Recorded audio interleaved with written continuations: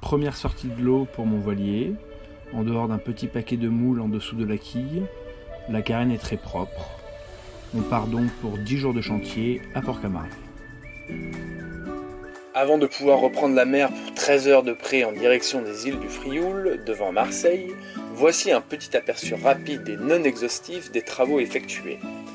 Repeindre et changer les O-rings de toutes les poignées des hublots, confectionner un système optimal et facile d'utilisation pour la main de fer, installation de 2 haut-parleurs en extérieur avec switch automatique pour couper la hi-fi et passer en VHF quand elle émet, changer les répétiteurs Anemo Giro et l'aérien, repeindre le fond du cockpit, un résultat toujours insatisfaisant, la peinture ne tient pas, beaucoup plus satisfaisant malgré les 2 jours à coudre à la main, confection d'un nouveau gainage cuir noir avec surpiqûre rouge et son indication style rallye de Parazero. Une grande fierté. Entretien Cell-Drive et moteur inboard avec ses filtres mettant mes nerfs à rude épreuve de par leur inaccessibilité. Beaucoup plus accessible l'entretien du moteur hors-bord et sa fuite d'essence qui m'a valu plusieurs démontages et coûté 40 € de joint ne valant que 5 ou 6 €. Dans le même registre de prix exorbitant, les étiquettes pour bloqueur au piano, essentiel car il m'arrive toujours d'hésiter, pas facile de s'y repérer quand le rouge prédomine. Sans oublier un peu de strat, renfort du fond de cockpit derrière la barre à roues, ainsi que création de rangement dans la baille à mouillage, ou la dépose entier pour inspection du mouillage et le graduer tous les 100 mètres, ce qui m'a permis de me rendre compte qu'une manie ne passait pas par le davier. L'installation de prises USB dans les cabines, le changement du matelas de la cabine propriétaire, ma cabine, et l'installation de bandelettes multicolores, ici en rouge, dans la même cabine, ainsi que la cuisine. Mais encore la pose des autocollants pour le baptême du navire, moment unique et émouvant. Mais avant de se retrouver à ce moment, la mise à l'eau, j'ai bien évidemment fait le carénage, la conformité avec la division 240, s'occuper des éclats divers de gel-coat, installation d'une bouche d'aspiration extérieure pour le Webasto, installation d'un AIS récepteur émetteur couplé à OpenCPN, passer de manière invisible les câbles de l'écran de l'ordinateur, remonter la caisse au noir, mise en place de mon système pour la bouée d'Orin, rajout d'une anse pour le taquet des coudes de grand voile, détartrer les robinets cuisine et salle de bain, installer des penons supplémentaires, acheter du matériel de pêche à la traîne, trouver chaîne et cadenas pour sécuriser l'annexe sur le rivage, changer la prise de 120 volts de la table à cartes, rajouter des embouts plastiques pour la table de cockpit pliante, etc., etc. Tout ceci afin de prendre la mer, l'esprit tranquille. Le chantier aura duré 18 jours, levé à 6h40 pour travailler jusqu'à 21h tous les jours. Dans l'épisode précédent, je vous ai laissé juste après avoir quitté Port-Camargue pour Marseille. 13 heures de près à tirer des bords dans 20 nœuds de vent. Pour finalement arriver le soir aux environs de 23 heures. Au matin, c'est un réveil magique dans le havre de Maugiré. Petite crique bien connue des habitants du Frioul. Attention cependant à ne pas y jeter l'ancre partant de Mistral. Je dois passer 2 jours sur Marseille pour raisons professionnelles. Il me faut un accès facile à la terre afin de pouvoir y débarquer en annexe. C'est devant le port de la Pointe Rouge, pas loin de l'endroit où j'ai fait mes études, que je décide d'y jeter l'ancre. Petite baie à la bonne accroche qui m'offre joli coucher de soleil et nostalgie d'une vie citadine qui me paraît bien lointaine.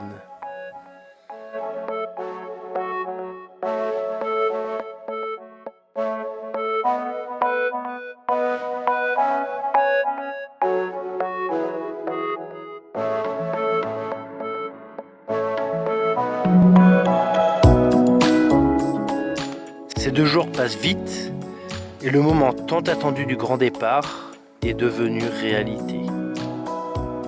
L'inconnu est devant moi. Il aimante mes désirs. Je m'apprête à laisser ces derniers paysages familiers pour vivre le début de l'aventure, mon aventure. Enfin, ma première traversée vers la Corse avec mon voilier. plein d'autres suivront.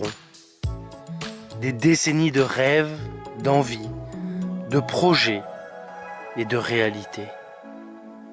Cependant, je dois attendre la bonne fenêtre météo. Naviguant en solitaire, je préfère m'assurer d'une nuit calme et sans danger. Et il se trouve qu'il y en a une. Le lendemain matin. Départ dans la Molle, puis le vent d'ouest devrait forcir dans la journée pour s'établir à 10-15 nœuds. Au portant, parfait. Je décide donc de passer une dernière nuit au mouillage à côté de Cassis. Et me voici le lendemain, réveil face aux somptueuses falaises. Actuellement, juste à côté de Cassis, on est le matin, petit vent faible. On part sur la Corse dans 1 heure ou 2. Le vent devrait un petit peu forcir secteur ouest dans l'après-midi, ce qui est parfait pour être opportun pour traverser. Après 18 jours de chantier et une petite nave sur Marseille, ça fait plaisir de retrouver un petit peu la mer et d'aller découvrir de nouvelles côtes, de nouvelles baies, de nouvelles criques, pour se retrouver en osmose avec la nature. Espérons juste que la météo soit avec nous pour que ce ne soit pas trop difficile comme navigation et que ce soit que du bonheur. Après plus d'1 heure au moteur, on a pu enfin envoyer le génois, le vent un peu forci, il y a 5-6 nœuds de vent, on avance à peu près à la même vitesse. Les lignes de traîne sont à l'eau, on va probablement un peu vite mais c'est pas grave, ça coûte pas grand chose, il n'y a rien à faire. C'est assez paisible, c'est tranquille et même le temps de bricoler un petit peu sur le bateau, de faire quelques petits trucs. Voilà. Un plaisir pour l'instant. Me voici donc parti avec une légère appréhension pour cette traversée en solitaire vers la Corse. Ceux qui suivent la page Facebook Paquebillon savent bien que ma dernière traversée a dû être avortée à cause d'une météo trop dure. Cette appréhension vient probablement de cette expérience qui a laissé quelques traces. Nous quittons le mouillage en fin de matinée. C'est au moteur que commencera effectivement cette navigation. Nous laisserons sur bâbord les grandes falaises de Cassis. Puis vient le cap de l'Aigle, avec la Ciotat juste derrière. Et c'est autour du danger isolé la Cassidaigne, seul au fond dans les environs. Endroit très apprécié par les nombreux pêcheurs. Puis, sur l'horizon, on peut apercevoir les îles des Ambiers, ainsi que le Cap Sissier. Cap Sissier est son usine de traitement des eaux à la façon basse secrète du méchant dans James Bond. On a déjà fait 25 000, il en reste au moins 130. L'idée c'est d'aller jusqu'à Calvi et là il y a 8 nœuds de vent, on marche à 6 nœuds 3. C'est un vrai régal, si ça peut être comme ça, tout le trajet c'est impeccable. On est travers, le bateau est stable, ça roule pas, ça file comme sur des rails. Fin de journée, le soleil va bientôt se coucher. On est à 20 000 au sud de l'île de Port-Cros. Le vent est à 13-14 nœuds. On marche bien, on marche un peu plus de 6 nœuds. On est au grand largue. La journée a été vraiment très agréable. Si la nuit est pareille, ce sera un grand plaisir. Bien maintenant, il est temps de manger. J'ai mes petits Tupperware de prêt pour la nuit. J'ai des pâtes de chorizo crevettes. J'ai une salade de concombre, une salade de choux et des délicieuses tomates du jardin que m'ont donné 2 amis. On va se régaler. La fin de journée m'offre de splendides lumières. La météo est clémente et je me sens rassuré pour cette traversée de nuit en solitaire. Les presque 3 semaines à travailler sur mon voilier m'ont permis d'attaquer cette navigation sereinement. L'installation d'un émetteur-récepteur AIS, appareil me permettant d'envoyer ma position et de recevoir celle des autres par onde radio, et l'équipement de sécurité qui va me permettre de passer des nuits moins stressantes. La pleine lune m'accompagnera en début de nuit. L'obscurité commence à s'installer.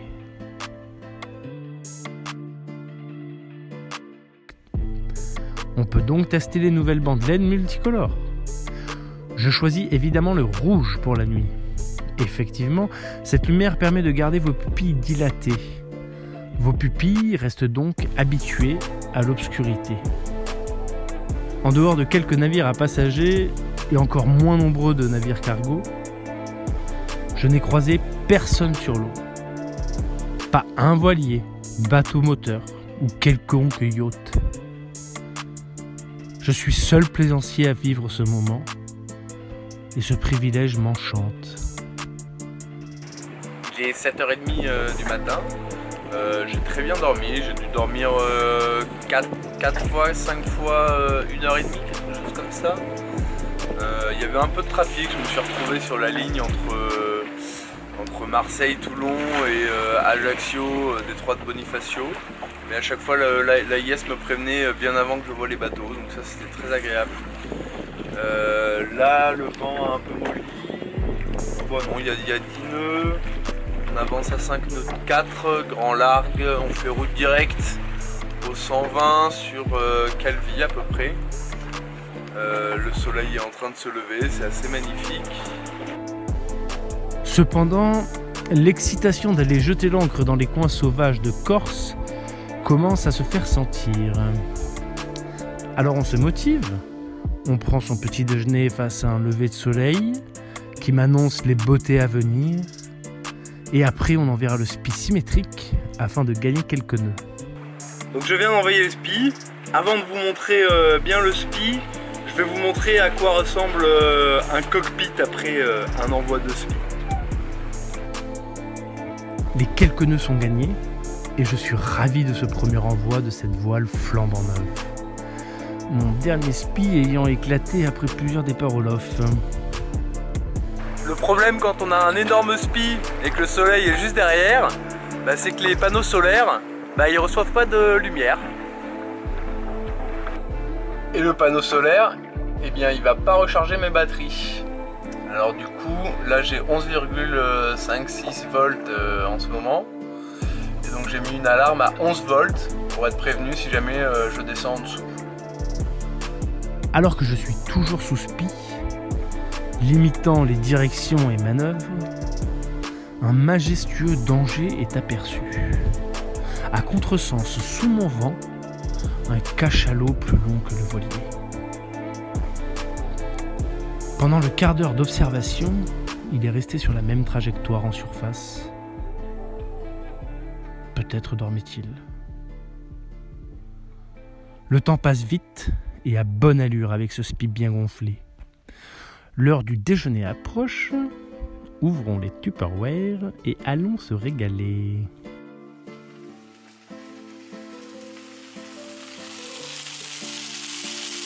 Ça mérite quand même une petite indication. Ici, là, il y a la vitesse du bateau. Donc là, on est à 6 nœuds 60. Là, on a un autre bateau, Massif 32. Lui, il est à 3 nœuds 90. Il fait 13 mètres. Après, on a Luna B qui est à 6,90 et qui fait 14 mètres. Et après, on a le 8 qui est à 3 nœuds 4 et qui fait 13 mètres. Donc on peut dire qu'on est plutôt pas mal, sachant qu'on fait 12 mètres. Je dois vous dire une autre chose, c'est qu'apparemment je sais toujours prendre un cap. Regardez. La terre est en vue. Et oui, toujours sous spi. Quelle chance d'arriver sur la Corse de cette manière, après une journée entière sous spi. Après 32 heures en mer et plus de 172 milles nautiques, donnant une moyenne tout à fait honorable de plus de 5 nœuds, nous arrivons sur Calvi. Le golfe de Revelata, juste à l'est de la citadelle, nous permettra de nous abriter pour mouiller quelques jours.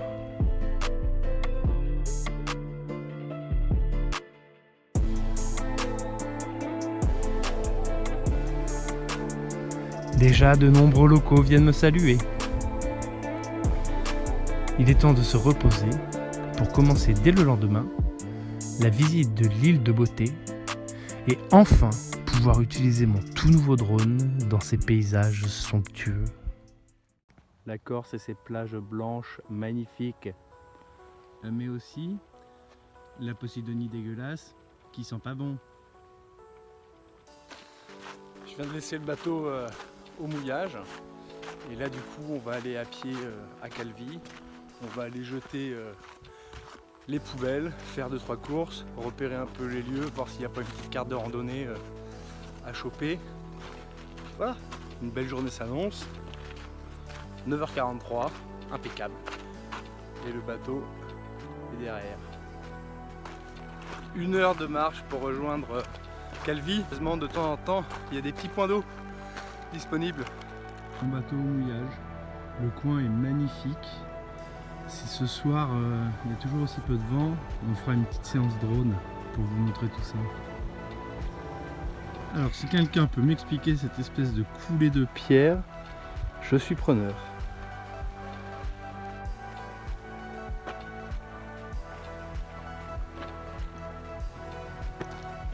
Actuellement je suis sur ce gros bloc de pierre. J'ai l'impression que c'est du granit et qu'il y a des lignes d'une autre pierre dessus.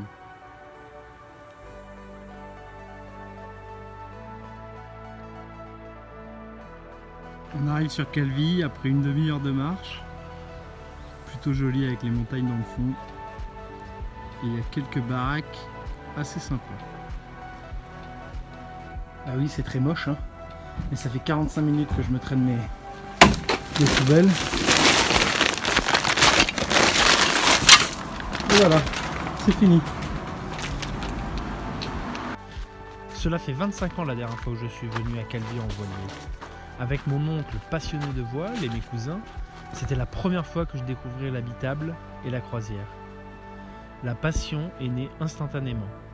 Je savais qu'un jour j'aurais mon voilier pour partir voyager. Je n'ai jamais quitté mon rêve de vue. Chacune des décisions de ces 25 dernières années était faite en accord avec ce projet. Et j'ai réussi. Me voilà en plein dans mon rêve. J'ai enfin trouvé ma place et tel mon drone, je suis prêt à m'envoler. J'ai perdu mon drone, il est tombé dans l'eau. J'avais tous mes anciens plans dans la carte TSD et puis ça coûte quand même cher un drone. J'avais des super plans de la citadelle de Calvi. C'est comme ça. En plus, du coup, il n'y a pas de revendeur de drones ici, donc je peux pas rebondir directement. Parce que j'avais d'autres projets de rando pour aller faire des drones. Et c'est probablement seulement à Ajaccio où je pourrais acheter un drone, donc il faudra attendre jusque là-bas. Et donc on va essayer de rebondir et puis c'est comme ça. Me voilà de retour juste à côté de mon bateau. Cette petite heure et demie de marche m'aura permis de digérer un peu la perte du drone, mais bon, c'est pas facile parce que ça faisait quand même plusieurs mois que je regardais les drones, puis après il a fallu le commander, puis le recevoir, et je suis allé le tester, et là c'était la première sortie vraiment, le pourquoi j'avais acheté ce drone, c'était faire des plans comme ça en nature ou dans des coins magnifiques, et puis voilà, première sortie. Je perds le drone, il tombe dans l'eau, excellent. Ça reste que du matériel, donc c'est pas très grave, hein, on en rachètera un, hein, ça coûte cher, mais bon, c'est comme ça. Et donc là, pour finir les 7 étapes, hein, si je me rappelle bien, je crois qu'il y en a 7. On va aller se faire un petit bain tranquille. Mais surprise, les séquences étaient directement téléchargées sur internet. J'ai pu les récupérer et les voici.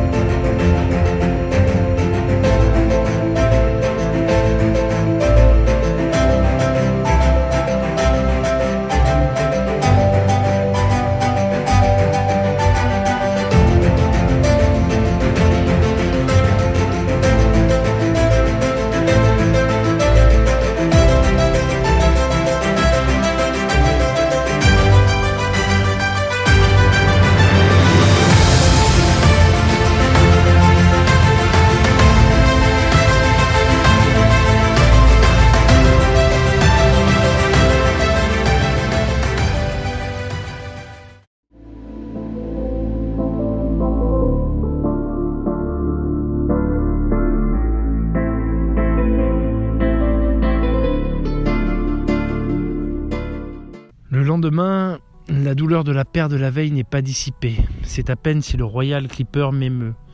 Alors qu'il est synonyme de démesure, plus grand voilier traditionnel au monde de 134 mètres, 5 mâts carrés, 42 voiles pour un total de 5000 mètres carrés de toile, 226 passagers, impressionnant. Il faut donc aller se changer les idées. Pourquoi pas une petite balade vers le phare de Revelata. Sur le trajet, j'essaie de me lier d'amitié avec des fourmis. Mais rien n'y fait. Elles m'ignorent complètement. De toute façon, je n'étais pas venu pour ça. Alors reprenons la marche.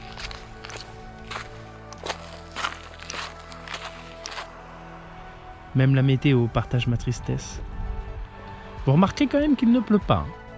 Je suis quand même pas aussi triste. C'est alors que la première surprise commence avec cette étonnante structure qui est une base de plongée. Je continue mon chemin, seul, dans mes pensées. La vue de mon voilier au loin me fait rappeler que je suis en train de vivre mon rêve, ce qui commence à dissiper ce bruit de fond mélancolique. Et tel un phare guidant les marins la nuit, je me rappelle de mon but, mes projets. Tout simplement, se faire plaisir en voilier en y liant la nature. Et pour cela, le premier objectif est de retrouver la forme physique d'antan. Fini le laisser aller. Alors pour cette première rando, réveillons un petit peu ce corps, admirons ce qui nous entoure et reconcentrons-nous sur l'essentiel. L'autre surprise, et vous devrez me croire sur parole, la personne de dos en t-shirt rouge, c'est Mike Horn. Je n'ai pas eu le réflexe de le déranger pour lui demander un selfie. Pour tout avouer, j'y ai pensé seulement 5 ou 10 minutes après. Il m'aura même fallu 20 minutes pour que je me dise que ça aurait été incroyable d'avoir une petite séquence vidéo avec lui. C'est pas grave, je vais essayer de sympathiser avec des lézards. Encore une fois, un échec. En tout cas, si je suis sur le même chemin que Mike Horn, je dois être sur la bonne voie. Le lendemain, je quitte le mouillage après y avoir passé 3 nuits. C'est en sortant de la baie que je m'approche de ce yacht au look explorateur. À mon goût, plus enviable et moins ostentatoire que les yachts habituels. J'en rigole pas beaucoup encore, hein, même si j'ai le sourire aux lèvres. Mais mon drone est en gros quelque part au fond. Voilà. S'il y a des plongeurs à Calvi, n'hésitez pas à aller le chercher, il y a mon numéro de téléphone dessus. Cela fait 9 jours que j'ai quitté Port-Camargue, la dernière fois où j'étais dans un port et donc que j'ai pu faire le plein d'eau. Il est donc temps de s'offrir une petite journée à quai pour refaire le plein d'eau, de vivre, nettoyer le bateau et faire les lessives. Demain, ce sera le départ. Cap au sud.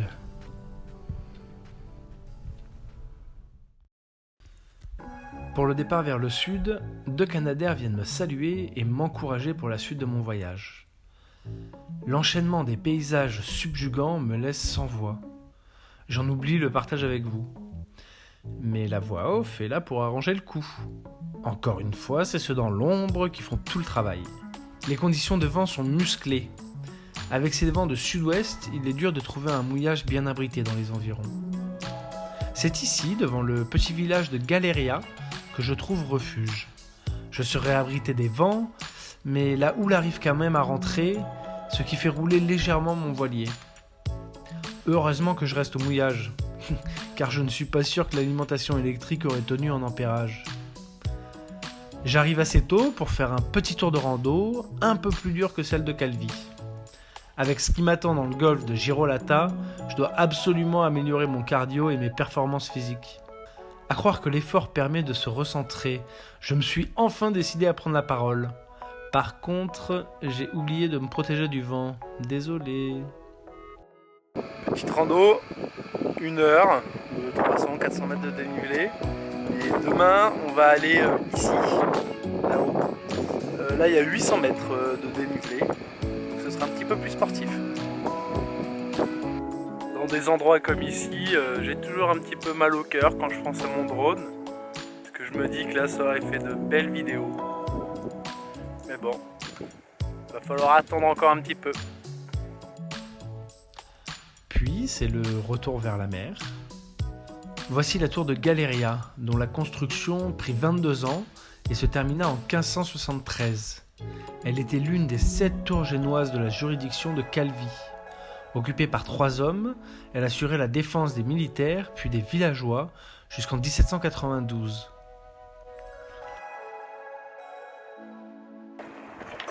On a eu une nuit mouvementée vers 3-4 heures du matin, il y a eu beaucoup de vent, c'est monté jusqu'à 40 nœuds. J'ai eu un peu peur pour le mouillage, tout a bien tenu. C'était pas du tout prévu, j'ai revérifié la météo ce matin, ça a changé. Il va y avoir des gros coups d'ouest assez forts, ça a monté à 45 nœuds pendant la nuit. Donc là, moi ce matin, je voulais monter le petit sommet ici derrière, sauf que c'est dans les nuages et puis toute la chaîne là-bas de nuages m'empêchera d'avoir une jolie vue. Donc on change les plans et on va aller se protéger dans la baie de Girolata. Je voulais y aller un peu plus tard, mais c'est pas grave, c'est comme ça. Donc là c'est pétole, on va se dégager un petit peu de la côte là-bas, de la sortie. Voilà. On va se dégager là-bas et comme ça, du coup, on aura un petit peu plus de vent. J'ai pris 2 rips parce qu'à mon avis, ça va souffler fort dès qu'on va sortir. Ce genre de paysage n'annonce rien de reposant quant à la météo qui va être subie. Vu cette tornade marine, appelée trombe, j'ai bien fait de prendre 2 riz. Cependant, j'ai oublié quelque chose de très important. Je commence à rentrer dans des conditions plus difficiles. Le vent monte, la pluie est soutenue et la houle ne tarde pas à se former. Évidemment, c'est toujours dans ces moments que l'on doit partir au pré. Vu que je n'ai pas d'image de l'accident, je vous l'explique. L'annexe, que vous voyez tractée par le voilier, avec le fort vent, elle voulait prendre son envol. À un moment, ce qui devait arriver, arriva. Avec le moteur hors-bord fixé dessus, l'annexe s'est retournée, son étrave pointant vers le fond, l'annexe était happée vers le bas et voulait devenir sous-marin. Le moteur, la tête en bas, est sous l'eau pendant de longues minutes. La traction énorme sur la mare fit ralentir instantanément le voilier, ce qui m'avertit aussitôt de l'événement. À ce moment, ce fut le branle-bas de combat. Rouler le génois, affaler la grand voile, démarrer le moteur pour rester face au vent, mais sans vitesse. À plusieurs reprises, essayer de retourner l'annexe, y arriver périlleusement, monter dans l'annexe, ramener le moteur hors bord sur le voilier, et enfin, repartir. Tout ça dans des conditions météo exécrables. On n'y reprendra plus jamais, je remonterai toujours le hors-bord sur sa chaise, saisi au balcon arrière. À l'entrée du golfe de Girolata, les conditions se calment. Et avant d'aller profiter du lieu, je dois m'occuper de Mayol. Oui, je crois que mon hors-bord a bien mérité ce surnom, trouvé par une abonnée, Martine, qui se reconnaîtra. Merci pour la trouvaille. Il faut donc tout vidanger, rincer, huiler, ce qui me prendra l'après-midi entière. Et résultat, miracle, ça démarre. À peine le temps de débarquer que le soleil se couche. Trop fatigué de cette journée bien éprouvante, on visitera demain. C'est par une rencontre tout de même inattendue que commence cette journée. Entre la beauté du lieu, le défi de cette randonnée vers le Mont Sennino et le moteur hors bord, rapport aux événements douloureux de la veille, qui a démarré sans souci, j'ai le sourire. Oui, c'est bien le plus gros cairn du monde. C'est donc sur le sommet du fond à droite, culminant à 618 mètres, qu'est l'apogée de cette randonnée. Le fort de Girolata, au pied duquel nous avons pris un coffre, a vu sa première pierre posée vers 1550. L'architecte est le même qui travaillait sur la citadelle de Calvi, Geronimo da Lavande. Ce fortin, éloigné des villages, servait à contrôler la Petite Anse, alors repère des corsaires. L'édifice s'acheva 60 ans plus tard, au bout de la 3e campagne de construction. En arrière-plan, nous apercevons la réserve marine et terrestre de Scandola, créée en 1975. Classée au patrimoine mondial de l'UNESCO, c'est un paysage époustouflant, tant marqué par ses pierres volcaniques rouges ou noires datant de l'ère primaire, que par la richesse de sa faune et sa flore. Il est interdit d'y mouiller la nuit ou de s'y aventurer par la terre.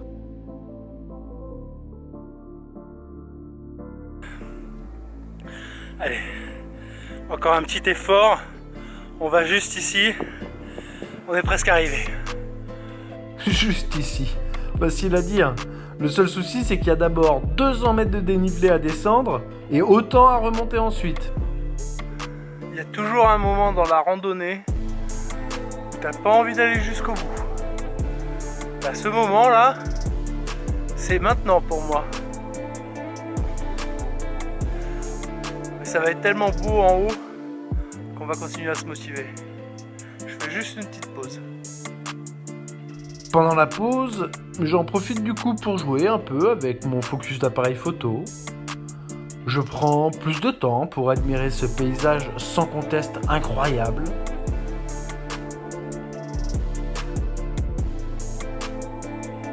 Les pentes sont vraiment abruptes, le terrain est vraiment glissant avec tous les petits cailloux dessus là. C'est pas un chemin de randonnée qui est fréquemment utilisé, mais par contre, c'est quand même vachement joli.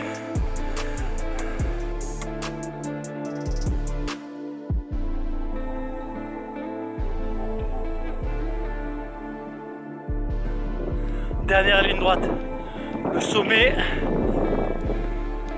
est juste là-haut. Pas facile.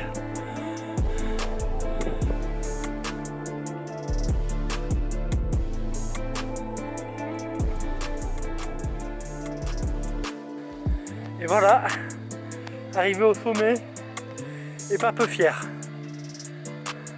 L'objectif est atteint, mais la moitié du parcours est fait. Il faut maintenant faire demi-tour et c'est par le chemin côtier que je retournerai à Girolata.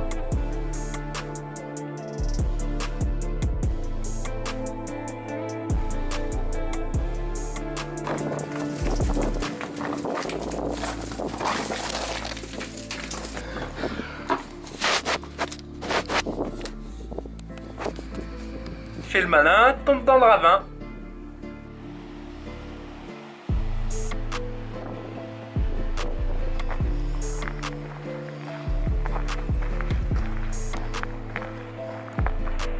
De retour à la maison après 6h12 de rando, 1674 mètres de dénivelé positif et 1672 mètres de dénivelé négatif.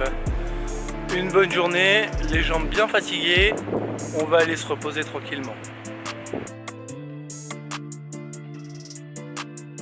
Après 2 jours passés à Girolata, il est temps de partir. On va aller juste de l'autre côté, à Porto. C'est pas très bien abrité, donc j'espère que ce sera confortable pour la nuit. En tout cas, Girolata, c'était vraiment magnifique. La rando hier, c'était incroyable. Demain, c'est une autre randonnée qui nous attend. Je me rappelle plus très bien, dans les 20 km, 1200 mètres de dénivelé positif. J'espère que ça va être magnifique et qu'on aura réussi à bien se reposer pendant la nuit. Et hier, on était où? Hier, on était tout là-haut.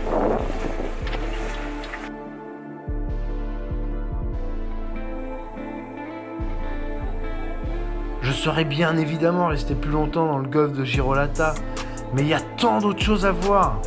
Et ce fort sur ce rocher en fait partie. Et il y a tant d'autres choses à découvrir, comme les calanques de Piana qu'on aperçoit au loin. Je ne connaissais même pas encore l'existence de ces grottes marines spectaculaires, mais cela ne tardera pas. En attendant, le soleil se couche. Il est temps d'aller dormir. Une autre randonnée avec une ambiance complètement différente nous attend demain.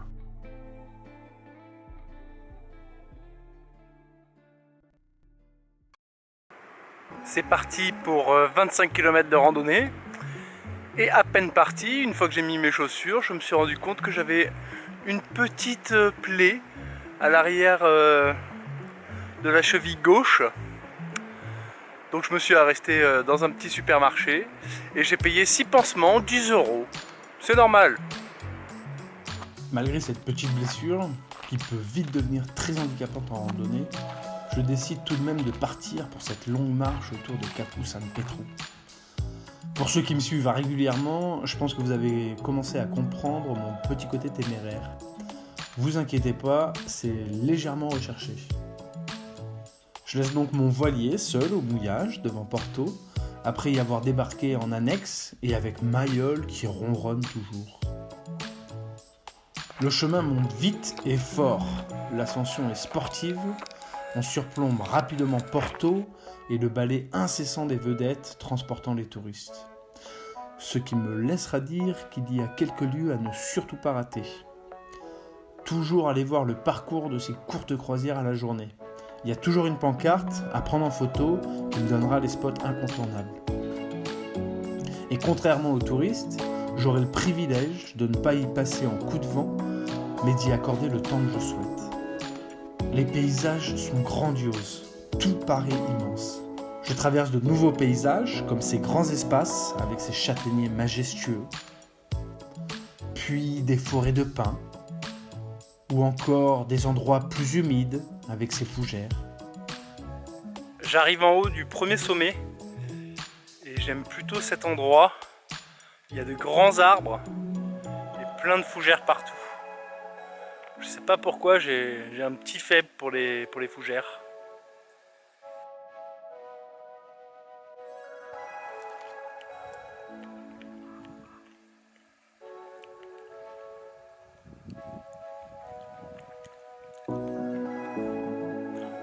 Ces murs sont pas mal.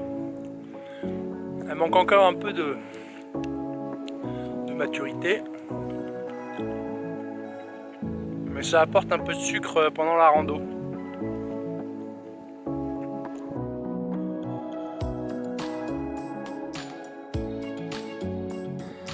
Enfin arrivé en haut du sommet, on est presque à 1200 mètres. Et effectivement, à cette altitude, on est au-dessus des nuages. 3h30 pour être au-dessus des nuages. Après avoir déjeuné, avec quelques degrés en moins, dû à l'altitude, je prends le temps d'observer ces quelques cailloux sculptés par le temps. Étrange dentelle de pierre. N'hésitez pas à m'expliquer dans les commentaires comment cela a bien pu se former. Je suis toujours friand de connaissances. Je découvre ensuite l'autre versant. Ces pins vertigineusement hauts, avec leur écorce particulièrement épaisse. Le ruisseau de Vitronne tout en bas. Malheureusement, nous ne ferons que l'entendre et le longer, sans jamais y accéder.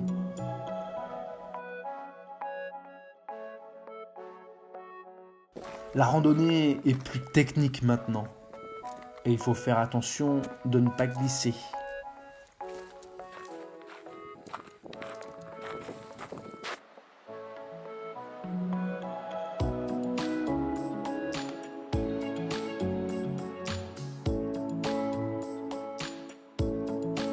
Ici, ce sont une pléiade de rochers qui se sont éboulés. Et j'aimerais franchement ne pas être là quand ce gros bloc en haut à gauche se détachera. Cette deuxième partie de randonnée est plus diversifiée, tant sur le plan technique que sur le paysage offert. C'est la partie à ne pas rater. Enfin, j'arrive sur le petit village d'Ota. Il est 16h30, je marche depuis 9h ce matin. Je suis un petit peu fatigué, donc j'ai décidé de ne pas aller sur le deuxième sommet, surtout que c'était à peu près vers là où j'étais ce matin. Et là au final ça me change pas mal la vue, donc j'ai repris la route. Ce qui me fait une petite descente toute douce jusqu'à Porto. Donc c'est une petite heure comme ça, tranquille, pour se redétendre. La route ça amortit beaucoup moins. Et direct, j'ai la plante des pieds qui fait assez mal. Voilà, mais c'est comme ça, c'est assez joli, hein.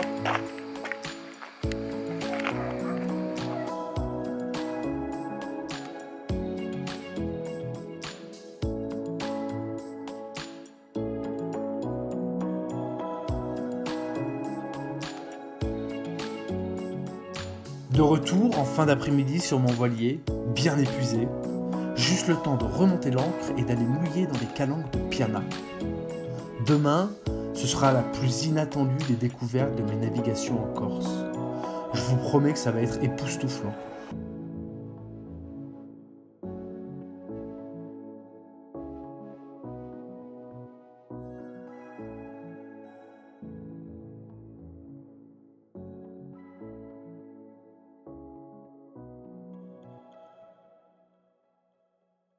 Aujourd'hui, nous allons visiter les alentours des calanques de Piana, faites de granit rose et classées au patrimoine mondial de l'UNESCO.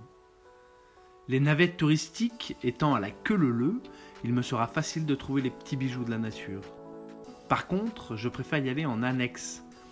Je n'ai pas de carte marine assez précise et le tirant d'eau de mon voilier fait tout de même 2,10 m.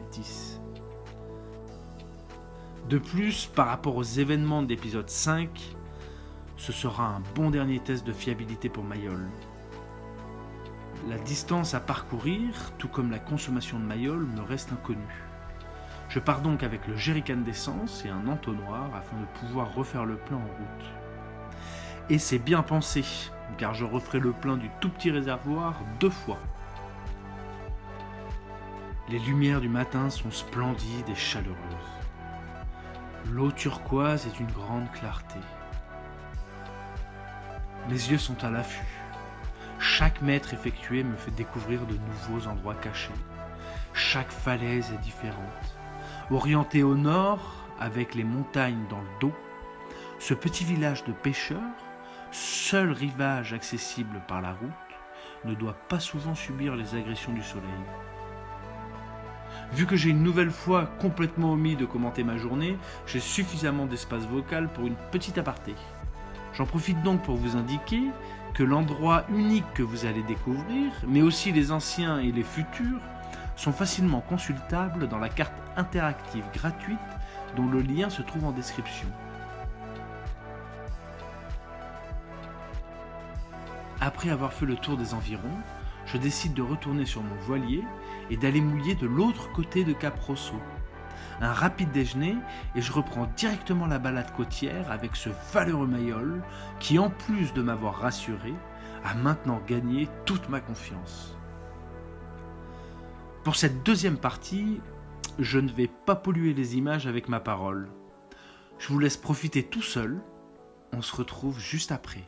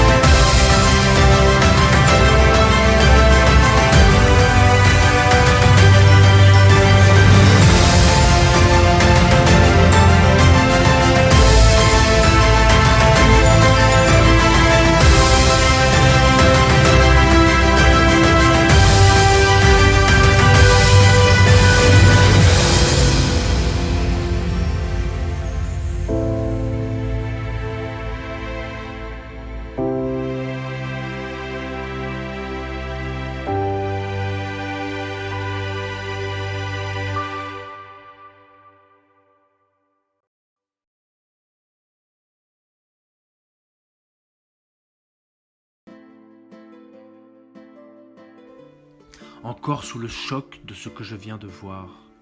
Je repars vers mon voilier avec plein d'images gravées en moi. Mais le sourire ne tardera pas à revenir une fois ces émotions fortes digérées. Je laisse le cap Rosso derrière moi, avec l'envie de revenir un jour. Pas facile de quitter des lieux aussi magiques. On y resterait bien des semaines entières, mais j'ai soif d'horizon, ce qui m'oblige à rester constamment en mouvement. D'autant que j'ai un objectif de destination dont je n'ai pas encore parlé ici. Car je ne sais pas encore s'il sera réalisable, les vacances sur les Trécissants. Vous en saurez probablement plus dans la prochaine vidéo. De retour sur mon voilier, je fais route vers la tour Dominia. Les conditions clémentes me permettent de tailler ma barbe. Demain, ce sera route vers Ajaccio, où j'espère enfin pouvoir acheter mon nouveau drone suite à la catastrophe de Calvi. Encore une autre incroyable journée qui se termine. Aujourd'hui, je me réveille au mouillage devant la tour Dominia. Elle est l'une des 85 tours génoises de Corse. C'est le 9 mars 1605 que débute sa construction. En cas d'alerte, elle envoyait un signal à son sommet sous forme de fumée, de feu ou d'un son, prévenant les environs de l'approche de pirates barbaresques. S'ensuivait le repli général des bêtes et des gens vers l'intérieur. Les deux tours les plus proches s'allumaient alors, et ainsi de suite, ce qui permettait de mettre toute l'île en alerte en quelques heures. À quelques détails près, elles étaient toutes bâties sur le même modèle, d'une salle basse, ordinairement voûtée, servant de magasin, d'un étage au-dessus, destiné à loger la garnison, enfin d'une plateforme extérieure, entourée de créneaux. La tour Dominia a été le dernier retranchement pour 127 Grecs, attaqués par tout de même 2500 Corses révoltés. Après 3 jours de siège, ils réussissent à se dégager et à rejoindre leur famille à Ajaccio. Actuellement, je suis sur la tour génoise Dominia. Hier, j'ai mouillé dans la baie devant Marchèse. Et ce soir, ce sera devant les sanguinaires qui sont par là-bas, pour pouvoir rentrer dans la baie d'Ajaccio afin de passer la journée au port pour faire les lessives, nettoyer le bateau, refaire les approvisionnements, faire les pleins d'eau. Et après, ce sera direction Lavezzi, avec peut-être une escale entre, ça dépendra de la météo. Et après, eh bien, ce sera direction la Grèce, une autre grande traversée. Et on laissera le bateau en Grèce pour les prochaines navigations. Avec un peu de chance, on pourra peut-être profiter un petit peu de quelques îles avant de laisser le bateau au chantier. La décision est donc prise. Je dois accélérer la cadence afin d'avoir assez de temps pour rejoindre la Grèce et y laisser mon voilier. Si un jour je prends une place au port en France, de par la distance, il sera évidemment plus facile de revenir en Corse qu'en Grèce. Effectivement, n'ayant pas de port d'attache, j'ai le privilège de pouvoir hiverner mon voilier où bon me semble. Et sinon, avez-vous bien vu les 4 tours génoises un instant ? Ok, j'en remontre 2 rapidement. Sans transition, quand vous avez des petits coups de blues, pensez aux bousiers, utilisant la matière fécale à la fois comme nourriture et comme matériau de construction pour leur terrier. De retour de ma petite balade, je rembarque sur mon voilier pour continuer à descendre vers le sud. La route va être encore longue jusqu'en Grèce.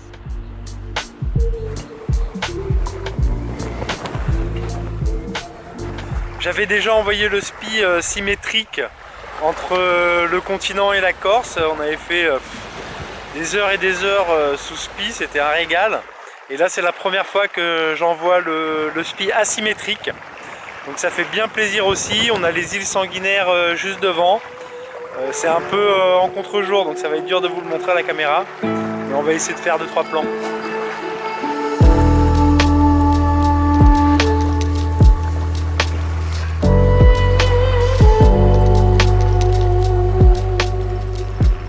Surprise, un des canadaires de Calvi revient me voir pour me saluer à nouveau.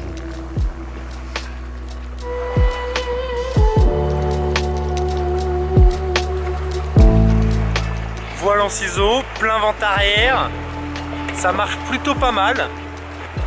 J'ai un peu choqué la mure et la drisse du SPI asymétrique, Ça permet de le décaler un petit peu sur l'extérieur.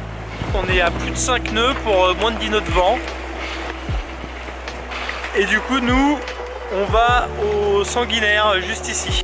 Le vent tournant, je me retrouve malgré moi très abattu sous ce pied asymétrique pour le dernier mille.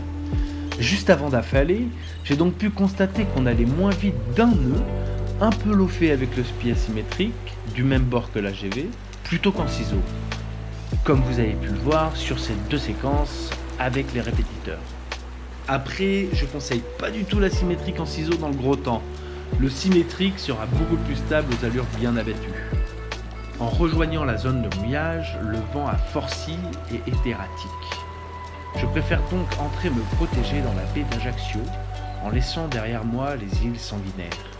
Leur nom n'inspirant pas confiance dans ces conditions. Ce qui me rapprochera aussi du port et de l'achat d'un potentiel nouveau drone. J'ai hâte. Au matin, je suis devant le port d'Ajaccio. Je n'ai que quelques encablures à faire au moteur. J'ai mouillé la veille au pied de la citadelle de Calvi, non loin de la plage et de son agitation. Le nettoyage du bateau, le plein d'eau, les lessives, les approvisionnements me prennent beaucoup de temps et m'en laissent peu pour les visites. Devant la mairie, une figure emblématique corse, natif d'Ajaccio, domine la place.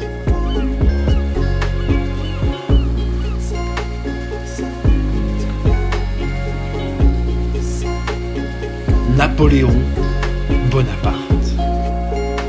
Ensuite, je fais un tour sur le marché où de nombreuses tentations me font de l'œil.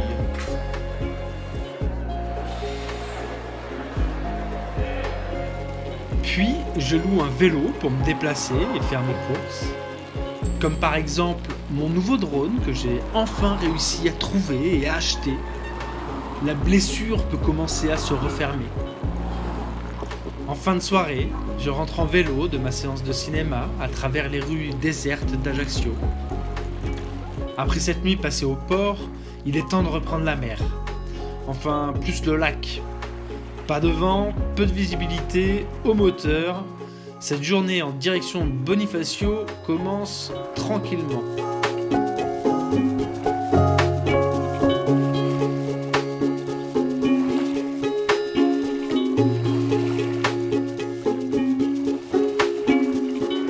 La voile, c'est aussi ça, la pétole, le moteur, un temps brumeux. Pas grand chose à faire, mais du coup on en profite pour faire un petit peu de montage vidéo. Le vent commence à rentrer progressivement. Alors je n'ai malheureusement pas d'image, mais j'ai envoyé le spi symétrique jusqu'à Bonifacio. Le vent a continué à monter jusqu'à s'établir à 20 nœuds, avec rafale à 25 nœuds. C'était sportif, mes limites n'étaient plus très loin, mais celles du pilote automatique étaient complètement dépassées. Incapable de garder un cap. On va pas lui en vouloir dans ces conditions. Vous imaginez donc avec quel plaisir je m'y suis attelé. Cependant, ça m'empêchait de filmer les départs au surf. Après beaucoup d'anticipation et de préparation, j'ai affalé sans souci. Un régal de réussir cette manœuvre aussi proprement en solitaire. Je rentre donc fatigué, mais toujours enthousiaste, dans cette petite crique donnant sur la plage du Fazio, pas loin de Bonifacio. À peine l'encre mouillée et les haussières tirées à terre, je n'ai qu'une hâte, aller faire un tour en drone. Une fois sur les falaises de Bonifacio, surplombant la zone, je m'envole.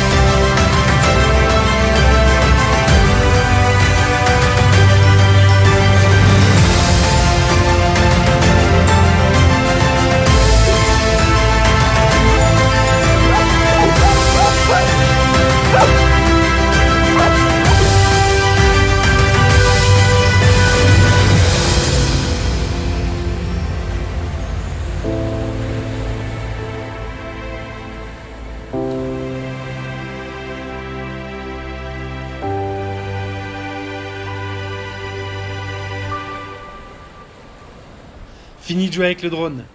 J'espère que vous avez apprécié. Les lumières s'amenuisent. Profitons du coucher de soleil sur le voilier. Demain, ce sera un réveil matinal pour aller capturer toujours en drone le lever de soleil devant Bonifacio, suivi de sa visite. On est à Bonifacio, c'est le matin. On s'est reposé après le bord de spi d'anthologie d'hier. Je me suis rendu compte que le pilote automatique avait un petit peu de mal à suivre à plus de 20 nœuds de vent sous spi. Donc pour la falage ça a été un peu sport, mais une fois que le génois a été déroulé, c'était bon. On va faire des petits plans de drone et puis après on va aller se balader dans Bonifacio.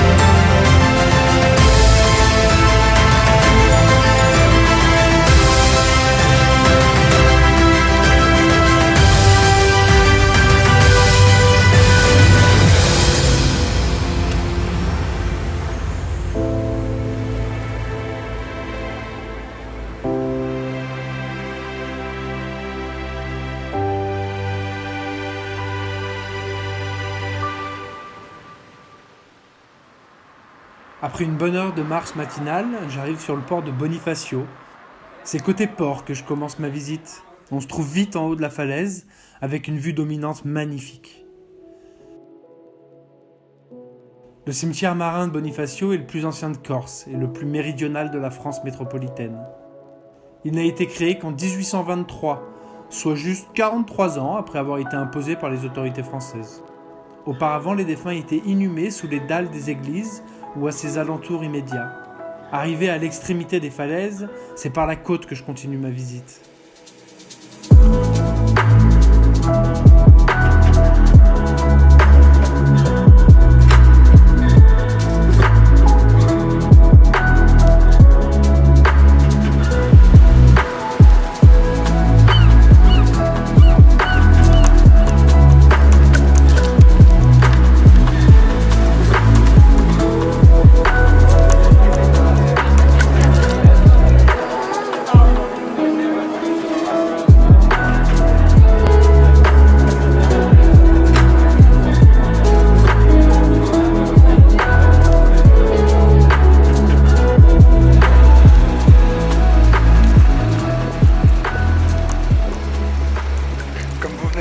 De le voir, tous les touristes arrivent.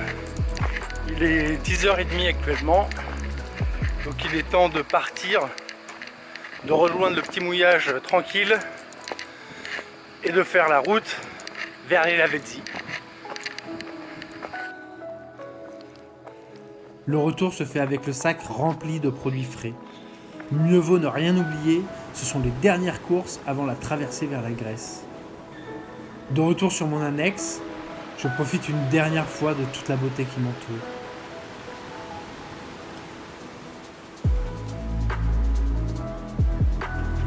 Puis je rejoins mon voilier. Il faut le préparer pour la traversée à venir. La bonne nouvelle étant que j'ai suffisamment de temps pour une dernière courte escale aux îles Lavezzi.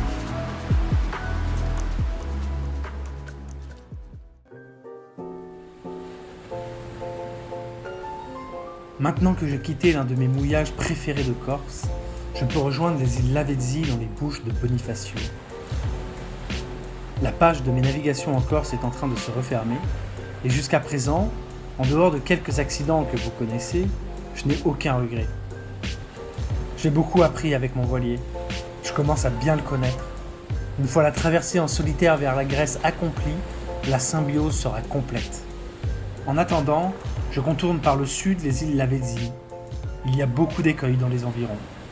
Et je ne voudrais pas faire la même erreur que la sémillante.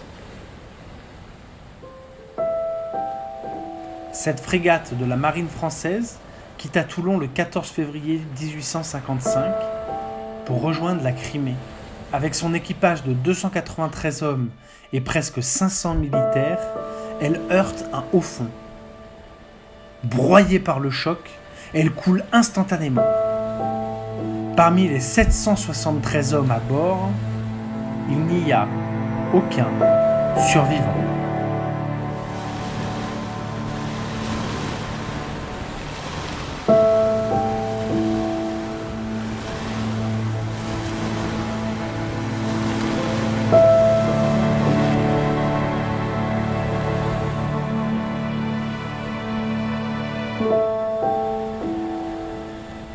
Ce dernier bord est délectable.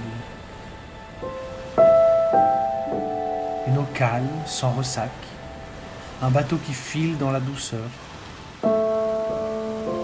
Tout est satisfaisant. L'intense sentiment de plénitude.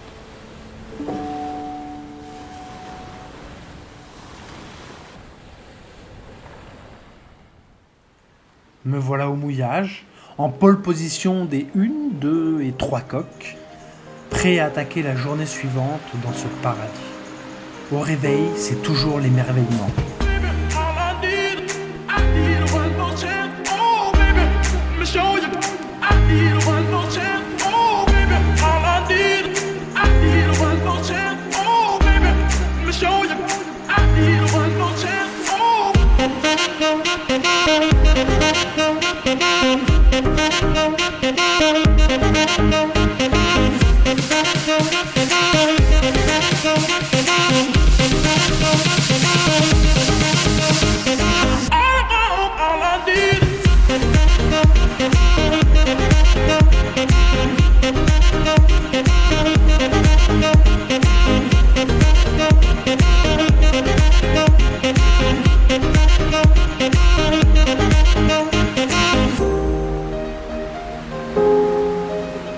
Je laisse mon voilier seul, toujours à la queue leu-leu dans cet étroit mouillage. On est vraiment dans un lieu à part. Et cette voiture de mini-golf en est un signe. Tous les habitants ont ce genre de véhicule électrique. Toutes les maisons sont incroyables. Je n'ose même pas imaginer leur prix. De toute façon, je suis bien mieux sur mon voilier. Car comme je le dis souvent quand on me demande si j'ai assez d'espace dans mon voilier, j'ai peut-être une petite maison, mais mon jardin fait 70% de la planète.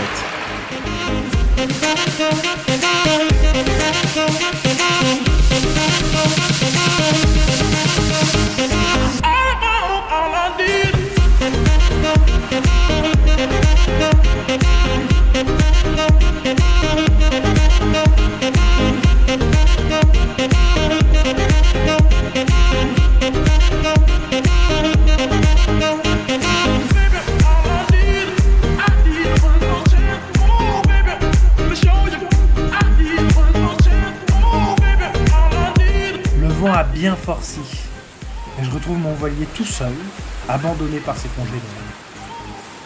Il est temps de remonter à bord et de tout préparer pour le grand départ de cette traversée vers la Grèce en solitaire.